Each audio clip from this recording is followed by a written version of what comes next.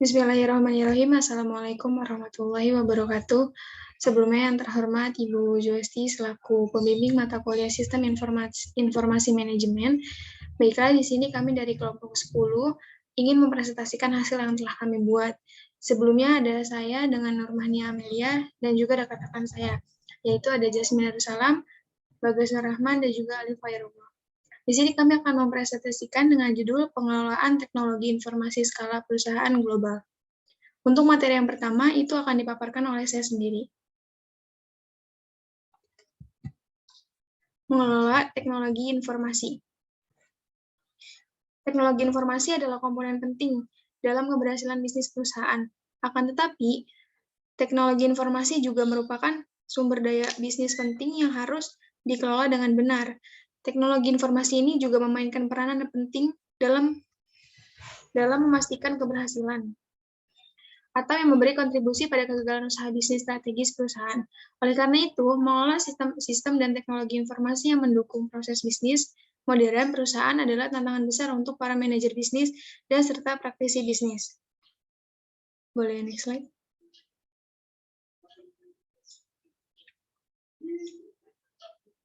Di sini ada ilustrasi salah satu pendekatan untuk mengelola teknologi informasi dalam perusahaan besar.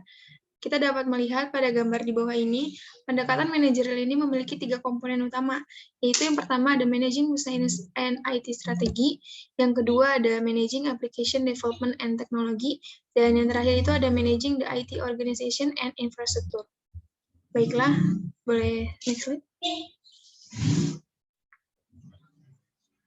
Nah, selanjutnya ada mengelola organisasi teknologi informasi. CEO dan para manajernya ini dia berbagi tanggung jawab untuk mengelola pekerjaan para pakar yang biasanya diatur dalam berbagai tim proyek serta subunit organisasi lainnya. Selain itu, mereka juga bertanggung jawab untuk mengelola infrastruktur. Di antaranya itu ada hardware, software, database jaringan, telekomunikasi, dan juga sumber daya lainnya yang harus diperoleh, dioperasikan, dimonitor, dan dipelihara. Boleh next slide. Baiklah, untuk materi selanjutnya ini akan disampaikan oleh rekan saya. Pada Bagas, dipersilahkan. Baik, terima kasih Amel. Selanjutnya akan saya membahas tentang outsourcing dan offsourcing teknologi informasi. Secara definisi, outsourcing merupakan strategi perusahaan melakukan kerjasama dengan pihak ketiga untuk merekrut pekerja dari negara berbeda. Biasanya hal ini dilakukan untuk menurunkan biaya operasional dan memanfaatkan keahlian pekerja tanpa batas geografis. Sedangkan outsource merupakan pengguna jasa dari pihak ketiga untuk menyelesaikan suatu pekerjaan tertentu dalam perusahaan seperti customer service, pekerjaan manufaktur, atau administrasi. Memangkas biaya operasional juga menjadi alasan dibalik strategi outsource perusahaan. Mengidentifikasi 5 penyebab utama dari proyek-proyek yang bermasalah, yaitu yang pertama, persyaratan. Tidak jelas, kurangnya kesepakatan, kurangnya prioritas, kontradiktif, ambigu, dan tidak tepat. Yang kedua, sumber daya. Kurangnya sumber daya, konflik sumber daya, pergantian SDM kunci, dan perencanaan yang buruk. Yang ketiga, jadwal. Terlalu ketat, tidak realistis, dan terlalu optimis. Yang keempat, perencanaan. Berdasarkan data yang tidak cukup, ada hal-hal yang terlewatkan, rincian yang tidak cukup, dan perkiraan yang keliru. Yang kelima, resiko. Tidak diidentifikasi atau tidak diasumsikan, serta tidak dikelola.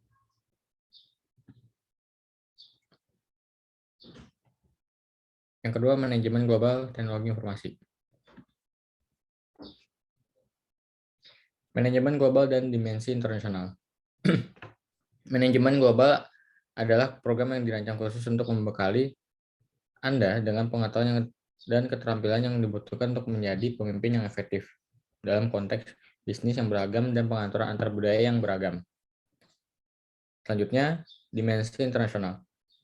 Mempresentasikan peristiwa-peristiwa yang berasal dari negara lain dan mempengaruhi organisasi di suatu negara di era globalisasi. Dimensi internasional dapat memunculkan kompetitor baru, pelanggan baru, supplier baru, serta membentuk tren sosial atau teknologi dan ekonomi.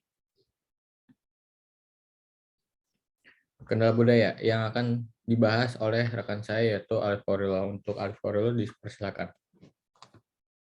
Ya, baik. Terima kasih, Bagas. Berikutnya, tantangan budaya politik dan geoekonomi. Yang pertama ada kendala budaya. Nah, kendala budaya ini merupakan sebuah kendala karena sebuah organisasi global harus dapat memecahkan kendala budaya yang bersangkutan dengan kebiasaan dari daerah-daerah tertentu. Nah, karena organisasi global ini merupakan sebuah organisasi yang menawarkan sebuah barang atau jasa, kendala budaya merupakan sebuah kendala yang besar. Seringkali kondisi perbedaan budaya menjadi hambatan untuk organisasi global dalam memasarkan produknya. Sebuah organisasi global harus memiliki sebuah kreativitas, ide yang dinamis, yang merupakan sebuah solusi yang tepat dalam memecahkan dari kendala tersebut. Secara umum, kendala budaya ini dapat dijabarkan sebagai berikut. Yang pertama ada kebutuhan-kebutuhan lokal dan kebutuhan-kebutuhan global. Yang kedua, keperluan multibahasa. Yang ketiga, standarisasi data. Dan yang terakhir, penjadwalan kegiatan-kegiatan global. Di next.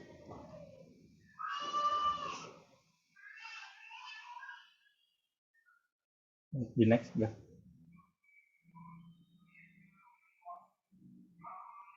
Berikutnya, kendala geoekonomi. Nah, kendala geoekonomi ini berhubungan langsung dengan perekonomian yang berbatas pada wilayah geografis sebuah negara maupun batas-batas geografis dari ketidaksamaan beberapa hal seperti mata uang, kebutuhan finansial, pengeluaran dana, dan kebutuhan dalam pencarian keuangan pada masyarakat tertentu. Kadangkala permasalahan geoekonomi merupakan salah sebuah kendala yang sering ditemukan oleh organisasi global dalam memasarkan produk barang atau jasanya di dalam pasar internasional.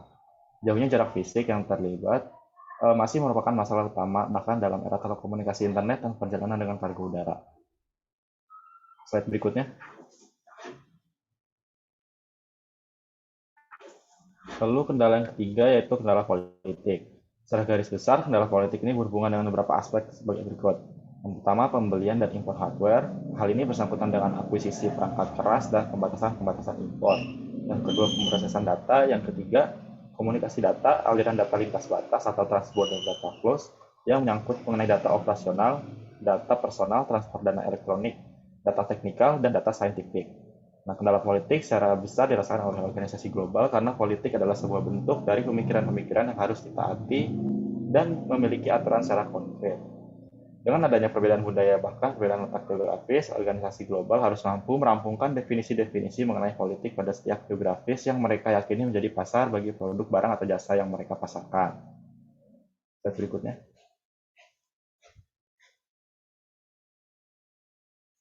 Berikutnya, strategi bisnis global TI.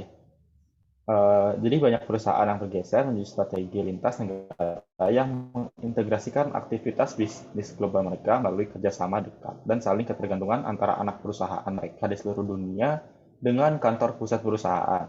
Bisnis bergeser menjauh dari strategi multinasional dengan anak perusahaan di luar negeri beroperasi secara mandiri.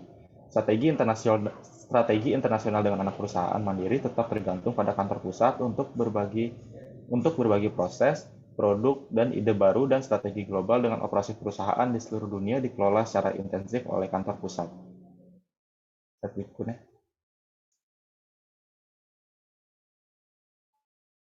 Lalu yang berikutnya itu aplikasi platform dari bisnis informasi global. Aplikasi yang oleh perusahaan tergantung pada bisnis dan teknologi informasi serta keahlian dan pengalaman sebuah organisasi dalam teknologi informasi sendiri. Aplikasi TI juga bergantung pada berbagai jenis penggerak bisnis global, yaitu permintaan bisnis yang disebabkan oleh sifat industri dan persaingan lingkungan. Perusahaan yang memiliki pelanggan global seperti perhotelan, perusahaan penerbangan, membutuhkan kemampuan TI global untuk pemrosesan transaksi online agar perusahaan tersebut dapat memberikan layanan cepat dan nyaman kepada pelanggan mereka. Di sini ada beberapa manfaat yang bisa dirasakan oleh pelaku usaha dari penerapan aplikasi bisnis global online. Yang pertama, ada pemasaran bisa lebih luas dan murah karena didasarkan pada internet marketing. Yang kedua, perubahan desain bisa disimulasikan atau dicoba terlebih dahulu tanpa takut merusak sistem sebelumnya atau kehabisan bahan. Yang ketiga, promosi bisa lebih menarik. Yang keempat, pengelolaan keuangan lebih cepat dan mengurangi risiko penyelenggaraan karena menggunakan aplikasi. Yang kelima, berbagi informasi pelanggan bisa disimpan. Yang keenam, pelayanan bisa lebih cepat, contohnya dengan menggunakan barcode, kasir tidak perlu lagi mengetik kode barang. Yang terakhir, prediksi penjualan bisa dilakukan karena informasi yang telah dikumpulkan dari berbagai pelanggan sebelumnya. Next slide.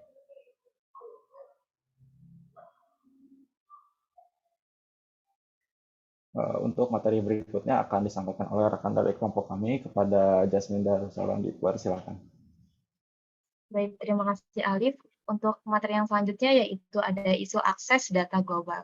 Nah, isu akses data global ini merupakan subjek kontroversi politik dan hambatan teknologi dalam operasi bisnis global selama bertahun-tahun.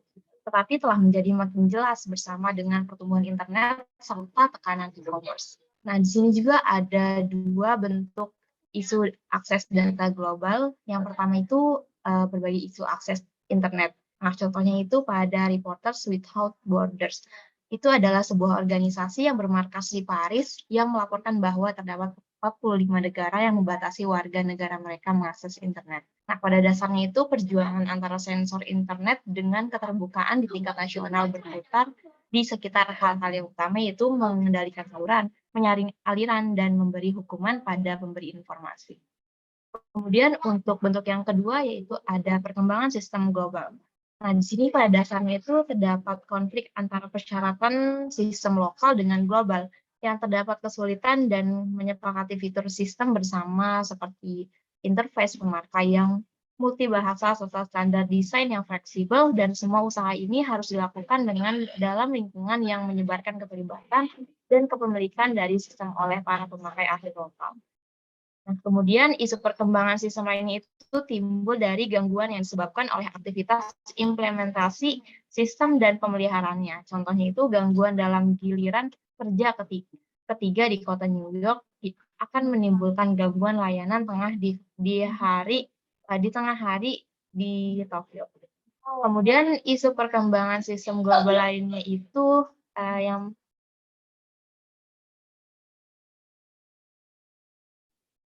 untuk perkembangan sistem global lainnya itu yang penting berhubungan dengan standarisasi global tentang definisi data. Nah, definisi data yang umum penting untuk berbagai data antar bagian dari bisnis internasional.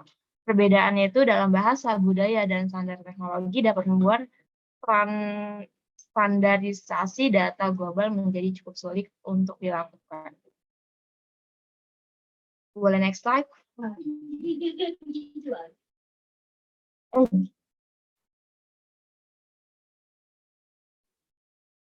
Ya, nah untuk strategi yang selanjutnya itu ada strategi perkembangan sistem. Nah, beberapa strategi dapat digunakan untuk mengatasi beberapa masalah pengembangan sistem.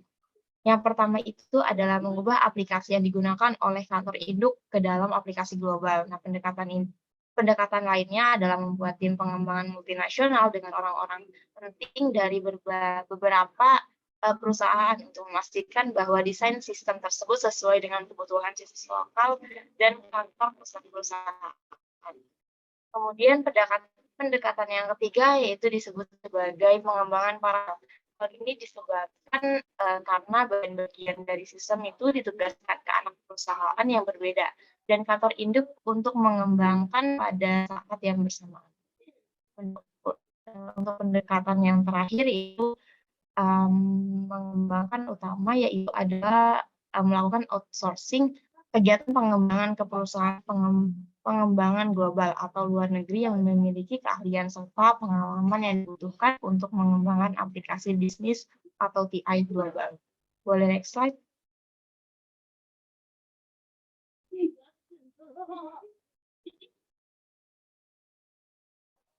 Di sini ada contoh kasus mengenai global TI.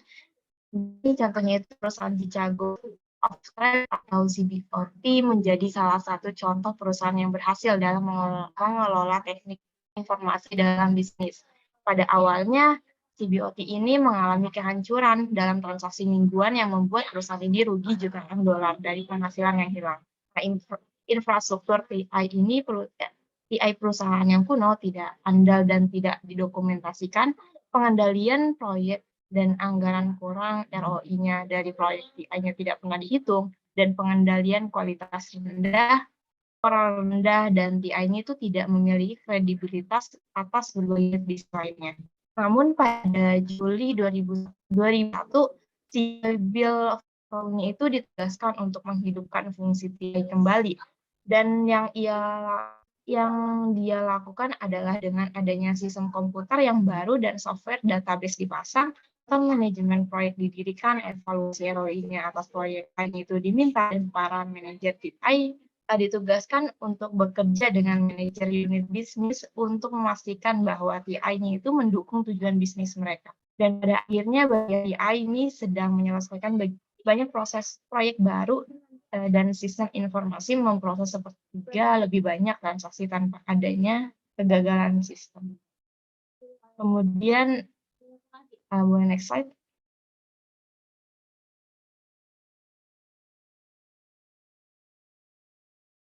Oke, untuk selanjutnya saya kembalikan kepada moderator. Silakan. Baiklah, terima kasih Jasmine. Mungkin cukup sekian materi yang dapat kami paparkan. Kurang lebihnya mohon maaf. Wassalamualaikum warahmatullahi wabarakatuh.